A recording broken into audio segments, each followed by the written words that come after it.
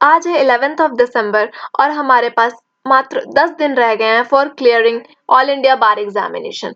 अभी भी हमारे पास 10 दिन है और कुछ ऐसे बच्चे भी हैं जिन्होंने अभी तक सिलेबस नहीं देखा है, अभी तक उन्होंने तैयारी भी नहीं शुरू की है। तो मैं कुछ ऐसे टिप्स को शेयर करने वाली हूँ जिन्हें फॉलो करके आप अपने लास्ट डेज में भी एग्जाम को प्रिपेयर कर सकते हैं और फॉर दैट मैटर आप कॉन्फिडेंट रहने वाले हैं कि आपका एग्जाम अच्छा जाने वाला है and you can clear this exam in 10 days also.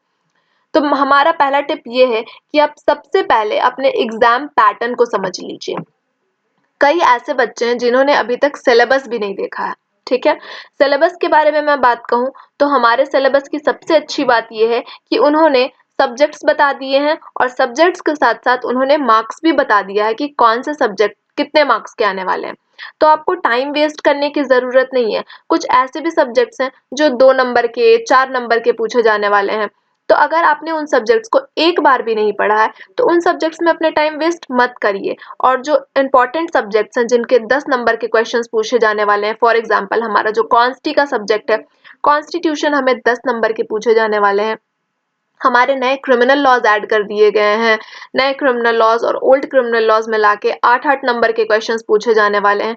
तो ये सारे मेजर सब्जेक्ट्स हैं। तो आप अब मेजर सब्जेक्ट्स पे फोकस करिए, आप सिलेबस को अच्छी तरह से समझिए। ये हमारा फर्स्ट पॉइंट होना चाहिए। एंड साथ ही साथ एग्जाम पैटर्न की अगर मैं बात कर रही हूँ तो मैं बता दूं, इस एग्जाम में आपसे 100 क्वेश्चंस पूछे जाने वाले हैं। ठीक है, और 100 क्वेश्चंस को करने के लिए आपको जो समय मिलेगा उसमें आपको नेगेटिव मार्किंग नहीं मिलने वाली है। आप जितने चाहें उतने क्वेश्चंस कर सकते हैं। इवन इफ अगर आपको किसी क्वेश्चन में डाउट है कि इसका आंसर क्या होगा, still you can give that answer because negative marking यहाँ नहीं होने वाली है। इसीलिए आपको एग्जाम पैटर्न समझना बहुत जरूरी है। ठीक है, इसके बाद मैं बात करूं तो अगर आप अभी प्रिपरेशन स्टार्ट करने के फेज में हैं, आपके पास 10 दिन रह गए हैं, तो आप 10 साल के क्वेश्चन पेपर कर डालिए।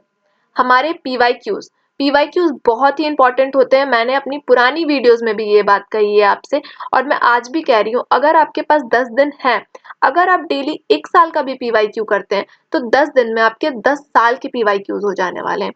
और पीवाईक्यूज करना कोई बड़ी बात नहीं है, सिर्फ 100 क्वेश्चंस डेली के आपको करने हैं। ठीक है, 100 क्वेश्चंस हमारे पास रहते हैं। आप एक दिन में अगर 100 क्वेश्चन सॉल्व कर रहे हैं तो एक आपका रिदम बन जाएगा कि आप 100 क्वेश्चन सॉल्व कर सकते हैं। इससे आपकी प्रैक्टिस हो जाएगी। और मैं बता दूं कि जो पीवाईक्यूज होते हैं वो रिपीट भी करते हैं। मैंने अपनी चैनल पर भी पीवाईक्यूज बनाए हैं, मैंने पीवाईक्यूज के वीडियोस अपलोड करे हैं। आप उन वीडियोस को देख सकते हैं और आपको ये नजर आएगा कि कितने सारे क्वेश्चंस हैं जो रिपीटेड हैं। इसीलिए अगर आपने अभी तक तैयारी नहीं शुरू की है तो आप अगर पीवाईक्यूज करके चल जा रहे हैं, 10 साल के पीवाईक्यूज करके चल जा रहे हैं, तो I can assure 25 to 30% question आपके यहीं से बन जाने वाले हैं। ठीक है, इसलिए पीवाईक्यूज पर मेजर फोकस रखिए। इसके बाद मैं बताऊं तो आप रिवाइज करिए इंडेक्स। ठीक है, इंडेक्स रिवीजन हमारे लिए बहुत ज्यादा जरूरी है because this is an open book exam. यहाँ पर आप अपनी बैरेक्ट्स ले जा सकते हैं और बैरेक्ट में अगर आपको पता रहेगा कि कौन से एरिया में किस तरह के सेक्शंस हैं, फॉर एग्जाम्पल मैंने पहले भी बताया था कि अगर आपसे थेफ्ट की डेफिनेशन पूछी जा रही है और आपको पता है कि ये तो एक प्रॉपर्टी रिलेटेड ऑफेंस है, तो प्रॉपर्टी रिलेटेड ऑफेंस हमारे बीएनएस के किस चैप्टर में फॉल कर रहा है, चैप्टर 17 में। और हमारे आईपीसी के भी चैप्टर 17 में प्रॉपर्टी रिलेटेड ऑफेंसेस दिए हुए हैं। अगर आपको ये एक बेसिक आइडिया होने वाला है तो आप इजीली लोकेट कर सकते हैं कि थेफ्ट की डेफिनेशन कहाँ दी हुई है, थेफ्ट की पनिशमेंट कहाँ दी हुई है। इसी तरह से सारे सेक्शंस पर ये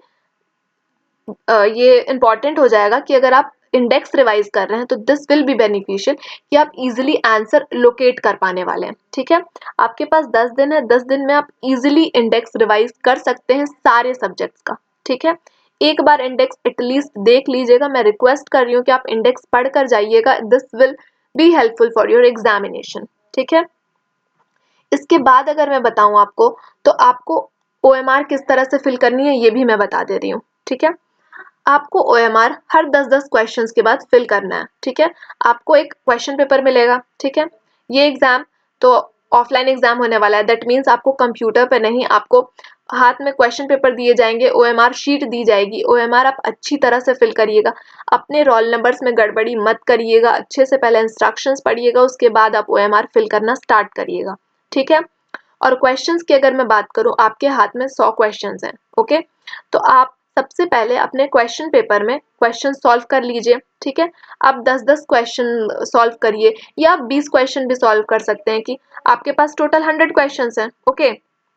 अगर आप 20 क्वेश्चन सॉल्व कर रहे हैं, पहले 20 क्वेश्चन सॉल्व करने के बाद आप अपनी ओएमआर शीट में उन 20 क्वेश्चंस को भर लीजिए। जनरली मैं ये सजेस्ट नहीं करती हूँ कि आप सारे क्वेश्चंस पहले अपनी बुक में टिक कर लीजिए, उसके बाद आप ओएमआर भरने जाइए, बिकॉज कई बार ऐसा भी होता है, अगर हमारा बैड लक रहा तो हो सकता है कि हमारे पास टाइम की कमी हो जाए और लास्ट में हमें सारे आंसर्स भी पता होंगे, हमने अपने क्वेश्चन पेपर में मार्क करके रखे होंगे, स्टिल हमें ओएमआर भरने का टाइम नहीं मिलने वाला है।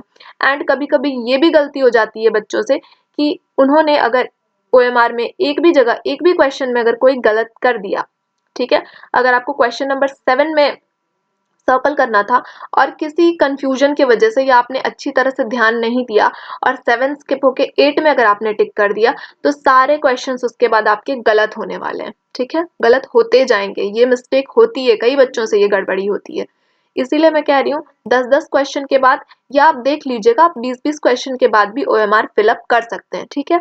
मतलब इस तरह से 4 बार में या 5 बार में आपका ओएमआर फिलअप हो जाने वाला है, ठीक है, क्योंकि ओएमआर को भी आपको बराबर समय देना है। आप लास्ट में हड़बड़ी में आप अपना ओएमआर शीट नहीं भर सकते हैं, बिकॉज इसमें बहुत ही कंसंट्रेशन की जरूरत होती है, कहीं ना कहीं गलती हो जाती है बच्चों से, ठीक है। फिर बाद में आप ओएमआर चेंज नहीं कर पाएंगे, आपको नई ओएमआर नहीं मिलने वाली है, ठीक है। एक ओएमआर मिलेगा, उसी में आपको पूरा पेपर अपना कंप्लीट करना है, इसीलिए बहुत ही ध्यान से ओएमआर फिल करिएगा, ठीक है। इसके बाद मैं बता दूं आपको कि आपको बैरेक्ट्स लेकर जाने हैं, ठीक है, जितने भी बैरेक्ट्स आपके पास होंगे, जो भी आपके सिलेबस में आ रहा है, फॉर एग्जांपल हमारे पुराने क्रिमिनल लॉज हैं, नए क्रिमिनल लॉज हैं, सीपीसी है, कॉन्स्टिट्यूशन है, टॉट की तो बैरेक्ट हमारे पास होती नहीं है, मुस्लिम लॉ की बैरेक्ट्स होती नहीं है, तो जिनकी भी बैरेक्ट्स है, कंपनी लॉ की है, कंपनी लॉ खैर अगर आप लेके भी जाते हैं, अगर आपने पहले से कंपनी लॉ अच्छी तरह से पढ़ा है तो ही आप उसमें आंसर्स खोज पाएंगे, बिकॉज कंपनी लॉ भी एक बड़ा सब्जेक्ट है एंड इसका वेटेज बहुत ज़्यादा नहीं है, 2 नंबर के क्वेश्चन यहाँ से पूछे जाते हैं। तो आप कोशिश करिएगा जितने बैरेक्ट्स है आप सारे बैरेक्ट्स अपने लेके जाएं, हिंदू लॉ के भी बैरेक्ट्स होते हैं, सारे सब्जेक्ट के बैरेक्ट आप लेकर जाइएगा, और जिस हिसाब से आपका सिलेबस है, ओके, जैसा सिलेबस आपको मिला है ऑल इंडिया बार एग्जाम में, जैसे आपको सबसे पहले कॉन्स्टिट्यूशन आपका लिखा हुआ है, तो जिस ऑर्डर में वो लिखा हुआ है सिलेबस, उसी ऑर्डर में आप अपनी बैरेक्ट को लेकर जाइएगा। इससे आपके लिए ये ईजी हो जाएगा कि आपको बैरेक्ट्स खोजने नहीं पड़ेंगे, क्योंकि बैरेक्ट्स में आंसर्स तो आपको ऑलरेडी खोजने हैं, तो आंसर खोजने में आप टाइम वेस्ट करिए, वो ज़्यादा बेटर है कि आप बैरेक्ट ही खोज रहे हैं, ठीक है। बैरेक्ट आप क्रोनोलॉजिकल ऑर्डर में अरेंज करके घर से ही लेकर जाइएगा, ठीक है। दिस विल बी इजी कि आप एग्जाम में कम टाइम वेस्ट कर सकें बैरेक्ट्स खोजने में, ठीक है। और ये ऑर्डर प्रॉपर ऑर्डर में रहेगा तो आपके लिए आसान पड़ने वाला है, ठीक है। और सारे के सारे बैरेक्ट्स आप लेकर ही जाइएगा, जितने भी बैरेक्ट्स आपके पास हैं, ठीक है। इसके बाद मैं बता दूं कि आप अपना टाइम डिवाइड कर लीजिएगा, ठीक है। सबसे पहले तो आप एक ग्लांस करिएगा, आपको जितने भी आंसर्स पता होंगे फटाफट आप उसे टिक कर लीजिएगा, ठीक है। उसके बाद कुछ ऐसे क्वेश्चंस होते हैं जिनका पता रहता है कि हाँ आप थोड़ा सा टाइम देंगे डायरेक्ट में तो आपको वो क्वेश्चंस के आंसर मिल जाने वाले हैं, उसके बाद आप वो क्वेश्चंस टिक कर लीजिएगा, ठीक है। एंड फाइनली आप थर्ड टाइम में क्या करिएगा, ऐसे क्वेश्चंस को मार्क करिएगा जिनके क्वेश्चंस कि आपको बिल्कुल आइडिया नहीं है, ठीक है, कि इसमें क्या हो सकता है, हो सकता है आप ज़्यादा देर टाइम दें डायरेक्ट को, स्टिल आप उसके बाद भी उसमें आंसर्स ना खोज पाएं, ठीक है, तो उसमें सबसे कम टाइम दीजिएगा, ठीक है। इस हिसाब से अपना टाइम डिवाइड कर लीजिएगा, और साथ ही साथ आपको ओएमआर फिल करने का भी टाइम स्लॉट रखना है अपने पास, ओके। अगर आप 20-20 क्वेश्चंस के बाद ओएमआर फिल कर रहे हैं तो ओएमआर भी कोशिश करिएगा कि ज़्यादा टाइम ना ले, वो जल्द से जल्द आप ओएमआर फिल कर लीजिए, ठीक है। तो बहुत ही होशियारी से अपना टाइम आप डिवाइड कर लीजिएगा।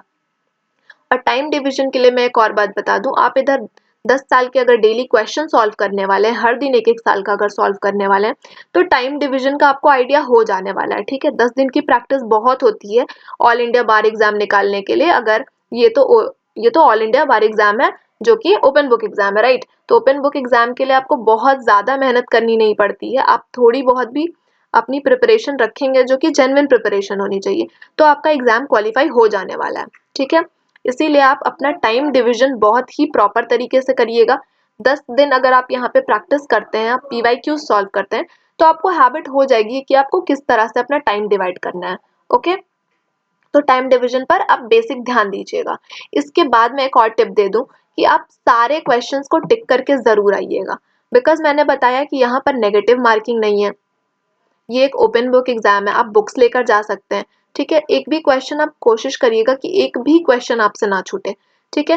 सपोज 100 क्वेश्चंस में आपने 80 क्वेश्चंस कर लिए एंड 20 क्वेश्चंस का आपको बिल्कुल आइडिया नहीं है कि वो कैसे सॉल्व होगा या उसका आंसर आपको डायरेक्ट में नहीं मिल रहा है, बिकॉज कई क्वेश्चंस ऐसे होते हैं जो केस लॉ बेस्ड हो गए या कोई लीगल मैक्सिम हो गई, ठीक है। तो इन क्वेश्चंस के आंसर डायरेक्ट में हमें नहीं मिलने वाले हैं, ठीक है। उसमें आपको प्योरली तुक्का ही लगाना पड़ेगा, ठीक है। तो तुक्का अगर आप लगा रहे हैं तो भी हो सकता है कि कहीं ना कहीं आपके कोई आंसर सही हो जाए, इसीलिए आपको एक भी क्वेश्चन छोड़कर नहीं जाना है। हमारे लिए प्लस पॉइंट है कि हमारे एग्जाम में कोई भी नेगेटिव मार्किंग नहीं है, ठीक है। तो this will be a bonus for you अगर आप सारे क्वेश्चंस करके जाते हैं। एक और इम्पॉर्टेंट टिप मैं बताऊं कि आपको इंस्ट्रक्शंस या क्वेश्चंस जो भी वहां पे दिए हुए वो सारी चीजें बहुत ध्यान से पढ़नी है, ठीक है। हमारे फर्स्ट पेज में इंस्ट्रक्शंस होता है कि हमें किस तरह से ओएमआर फिल करनी है, नेगेटिव मार्किंग होगी या नहीं होगी। ये बातें तो मैंने बता दी कि नेगेटिव मार्किंग नहीं होती है इस एग्जाम में, ठीक है। और किस तरह से ओएमआर फिल करनी है, आपको किस तरह से रोल नंबर्स फिल करने हैं, सारी चीजें दी रहती है इंस्ट्रक्शन वाले पेज में, ठीक है। उसके एक पेज छोड़कर क्वेश्चंस आपका स्टार्ट होने वाला है। क्वेश्चंस आप बहुत ही ध्यान से पढ़िएगा, क्योंकि कई बार जहां पर नॉट लिखा रहता है, नॉट शब्द हम नहीं पढ़ते हैं, हम जल्दी जल्दी में आंसर टिक कर देते हैं, ठीक है। एक आध बार मेरे साथ भी इस तरह की प्रॉब्लम हो चुकी है कि मैंने क्वेश्चन ठीक से नहीं पढ़ा जहां पर, वहां पर मेरे नंबर कटे हैं, ठीक है। इसलिए आप कोशिश करिएगा कि क्वेश्चन आप बहुत ही ध्यान से पढ़िएगा। अगर आप क्वेश्चन ध्यान से पढ़ते हैं ना, तो आई कैन अश्योर आपके 5-6 नंबर तो क्वेश्चन अगर आप ध्यान से पढ़ रहे हैं तो ही सही हो जाने वाले हैं, ठीक है। क्योंकि जब हम बाद में क्वेश्चन सॉल्व करते हैं, हमें हमारे पास जब जब आंसर की आ जाती है, फिर जब हम मैच करते हैं तब हमें ध्यान आता है कि अरे इसका तो आंसर हमें पता था, लेकिन हमने क्वेश्चन सही से नहीं पढ़ा था, इसलिए हमसे गलती हो गई, ठीक है। तो इन चीजों का खास कर ध्यान रखिएगा कि आपको क्वेश्चंस बहुत ही ध्यान से पढ़ने हैं, ओके। ये बहुत ही इंपॉर्टेंट टिप है, इस पर जरूर ध्यान दीजिएगा, ओके। इसके बाद मैं बता दूं कि आपके एडमिट कार्ड भी कुछ दिनों में आ जाने वाले हैं, ठीक है। मैं एक नोटिफिकेशन डाल दूंगी, जिस दिन एडमिट कार्ड आएगा मैं आपको बता देने वाली हूँ, ठीक है। तो आपके एडमिट कार्ड में सेंटर्स दिए रहेंगे, अपने सेंटर को आप पहले ही लोकेट कर लीजिएगा। आप एग्जाम वाले दिन जाके, अगर आपको आइडिया है कि हाँ किस जगह पर आपका सेंटर है, फिर तो आपको पहले से जाकर अपने सेंटर को देखने की जरूरत नहीं है। लेकिन आप किसी जगह पर नए हैं या उस एरिया के बारे में आपको पता नहीं है जहां पर आपका एग्जाम सेंटर आया, तो आप एडवांस में एक दिन पहले ही आप जाकर लोकेट कर लीजिएगा अपना एग्जाम सेंटर, जिससे एग्जाम वाले दिन आपको कोई टेंशन ना हो, आप एग्जाम सेंटर को लेके परेशान ना हो, आपको सेंटर खोजने में टाइम ना लगे, ठीक है। उस दिन हमें सिर्फ आंसर्स खोजने पर फोकस करना है, ठीक है। सिर्फ और सिर्फ डायरेक्ट में हमें आंसर्स खोजना है और किसी बात की हमें टेंशन ही नहीं लेनी है, ठीक है। ये हमारे पास कुछ टिप थे। एक और फाइनल टिप मैं बता दूं कि आपको पैनिक नहीं करना है एग्जाम में, ठीक है। हो सकता है कि हमने क्वेश्चन पेपर देखा, स्टार्टिंग के ही 4-5 क्वेश्चन हमसे नहीं बने, हम पूरे डिमोटिवेट हो गए कि यार आगे के क्वेश्चंस हमसे बनने वाले नहीं है, हम क्या करेंगे। इस तरह की मेंटालिटी लेकर एग्जाम में नहीं बैठना है। हमारे पास 100 क्वेश्चंस हैं, हो सकता है स्टार्टिंग के ही क्वेश्चंस हमसे ना बने, लेकिन ये चिंता वाली कोई बात नहीं है, बिकॉज हमें 45% मार्क्स लेकर आने हैं। हमारे हाथ में आंसर है, हमारे हाथ में डायरेक्ट है, डायरेक्ट देखकर हमें आंसर देना है। पैनिक वाली बात ही नहीं है, हमारे पास सफिशिएंट टाइम है एग्जाम देने का, ठीक है। सफिशिएंट टाइम हमें मिल रहा है, हमें नेगेटिव मार्किंग नहीं मिल रही है, हमें ओपन बुक एग्जाम देने दिया जा रहा है कि हम डायरेक्ट लेकर जा सकते हैं। एग्जाम सेंटर हमें ऑलरेडी पता है कि हमें किस जगह पर जाना है, सारी चीजें सॉर्टेड है। तो आप बेकार में अपने दिमाग में टेंशन लेके सिर्फ पैनिक मत करिएगा, जिससे आपका एग्जाम पे कोई भी असर पड़े, ठीक है। तो ये थे हमारे पास कुछ टिप्स जो मैंने आपसे अभी शेयर किए। 10 दिन हमारे पास बचे हुए हैं और हमने 10 टिप आपके साथ शेयर किए हैं। ये सारे टिप्स अगर आप फॉलो करते हैं तो आई कैन अश्योर कि आपका ये एग्जाम बहुत ही अच्छा जाने वाला है, ठीक है। साथ ही साथ मैं बताऊं कि मैं कुछ एमसीक्यूज करवा रही हूँ डेली बेसिस पर, मैं प्रैक्टिस एमसीक्यूज आपके लिए लेकर आती हूँ, तो आप चाहें तो उन वीडियोस को भी देख सकते हैं। हमारे चैनल को सब्सक्राइब करिए और ऑल इंडिया बार एग्जाम से रिलेटेड मैंने जितने भी कंटेंट डाले हैं वो सारे कंटेंट आप देख लीजिए, ये बहुत ही हेल्पफुल रहने वाला है आपके लिए, ठीक है। और अगर आप डायरेक्ट से पढ़ना चाहते हैं तो that is also good and fine, कि आप डायरेक्ट रिवाइज करिए, जितना हो सके आप डायरेक्ट रिवाइज करिए। एंड एमसीक्यूज आपको सॉल्व करने हैं, दैट इज वेरी इंपॉर्टेंट, ठीक है। एमसीक्यूज एंड पीवाईक्यूज बहुत ही इंपॉर्टेंट है लास्ट डेज के लिए, ठीक है। All the very best. आपका एग्जाम बहुत ही अच्छा जाने वाला है, आपको टेंशन लेने की कोई ज़रूरत नहीं है। ठीक है, मिलते हैं हमारे नेक्स्ट वीडियो में।